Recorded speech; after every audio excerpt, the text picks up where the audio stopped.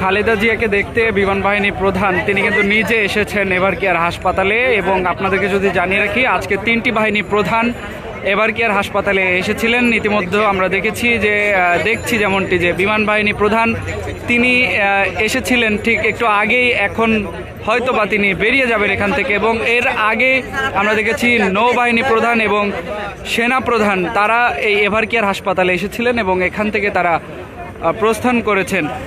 আপনাদেরকে জানিয়ে রাখি যে বিগত কয়েকদিন যাবৎ বেগম জিয়া তার চিকিৎসার জন্য এভারকেয়ার হাসপাতালে ভর্তি রয়েছেন এবং ঠিক তারপরেই হাসপাতালে বিভিন্ন নেতাকর্মীদের আসা যাওয়া শুরু হয়েছে। সেটিকে কেন্দ্র করে বিগত কয়েকদিন যাবৎ বেগম জিয়া এভারকেয়ার হাসপাতালে ভর্তি রয়েছেন।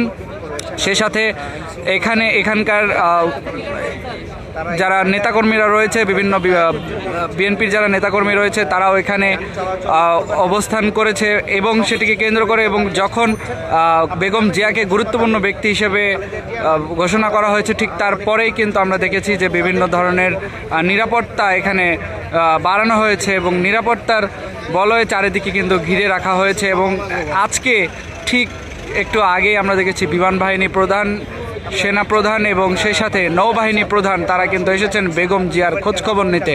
সেটি আপনাদেরকে দেখানোর চেষ্টা করছি যে এখন পর্যন্ত ভেতরে অবস্থান করছেন বিমান বাহিনী প্রধান। তিনি হয়তোবা একটু পরেই এখান থেকে বেরিয়ে যাবেন। এবং সেই সাথে আপনাদেরকে যদি একটু জানিয়ে রাখার চেষ্টা করি, আজকে এই এভারকেয়ার হাসপাতালের সামনে এবং এভারকেয়ার হাসপাতালের ঠিক পাশে যে অ্যাপোলো গেট রয়েছে সেই গেট থেকে শুরু করে বেশ কিছু জায়গায় কিন্তু নিরাপত্তা বাড়ানো হয়েছে। কোনো ধরনের বিশৃঙ্খলা যেন না ঘটে সেই দিকে বিবেচনা করে এই এভারকেয়ার হাসপাতালের মূল ফটকেও ব্যারিকেড দিয়ে দেওয়া হয়েছে এবং এভারকেয়ার হাসপাতালের ঠিক অপোজিট পর্যন্ত কিন্তু এই ব্যারিকেড আমরা লক্ষ্য করেছি এবং আইনশৃঙ্খলা বাহিনীরও কিন্তু বেশ কঠোর অবস্থান রয়েছে।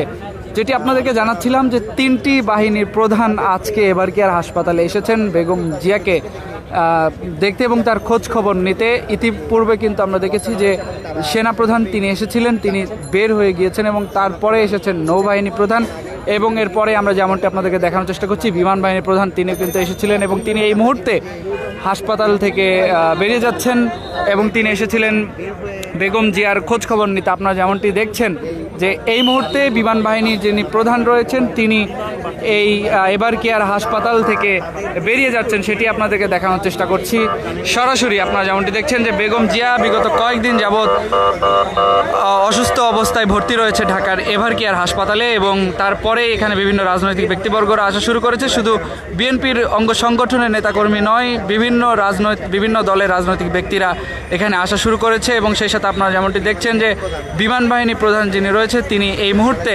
হাসপাতাল থেকে বেরিয়ে যাচ্ছেন এবং তিনি এসেছিলেন বেগম জিয়ার খোঁজখবর নিতে এবং তার আগেই কিন্তু একটু আগেই আমরা দেখেছি সেনা প্রধান এবং নৌবাহিনী প্রধান তিনিও এখানে এসেছিলেন।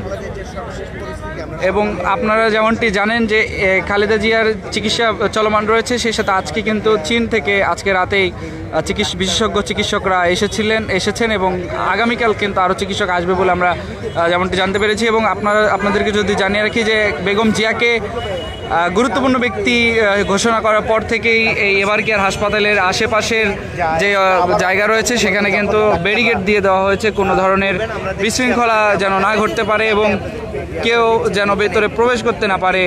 এই হাসপাতালের যারা স্টাফ রয়েছে তাদের যে আইডি কার্ড সেটি দেখে কিন্তু তাদেরকে ভেতরে প্রবেশ করতে দেওয়া হচ্ছে। সেই সাথে যেমনটি দেখছেন যে পুলিশের ব্যারিকেড দিয়ে দেওয়া হয়েছে ঠিক এভারকেয়ার হাসপাতালের সামনে এবং এখানে নিরাপত্তা ব্যবস্থা কিন্তু আমরা দেখছি খুবই তৎপর অবস্থা। দর্শক, এই ছিল আপনার এখনকার সর্বশেষ আপডেট। পরবর্তী আপডেট পেতে অবশ্যই দৈনিক ইত্তেফাকের সঙ্গেই থাকবেন। সবাইকে ধন্যবাদ জানিয়ে শেষ করছি।